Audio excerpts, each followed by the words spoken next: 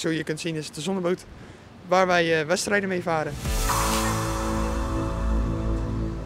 Het is een volledige sonarboot, dus een zonneboot.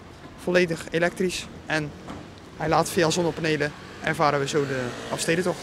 De Rooibos 2 is gemaakt door de leerlingen van Technasium.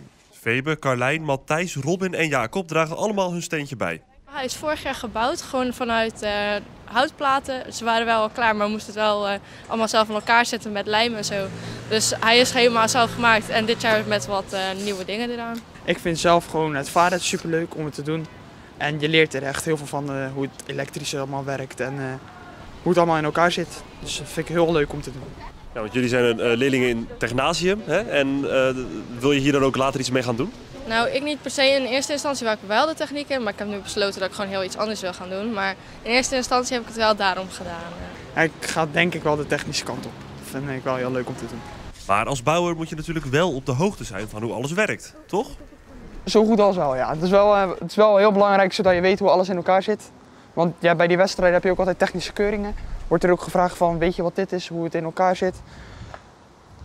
Moet je ook gewoon antwoord op kunnen geven, anders krijg je minpunten natuurlijk.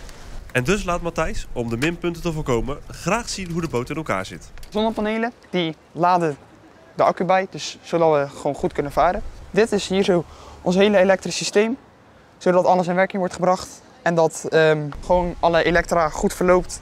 De schipper zit dan hier gewoon op de stoel. Hier zo kunnen ze gas geven met een gashendel, met stuurtje. Dan de motor komt altijd eigenlijk hier achter te zitten. Die hangt hier achter. Dit is de stuurkabel. Die stuurt zeg maar de motor aan. Uiteindelijk moet straks alles werken voor de laatste 3 etappes van de Elfstedentocht. 2 andere etappes werden eerder al afgelegd door het team. En dat ging ze volgens de teamcaptain niet slecht af.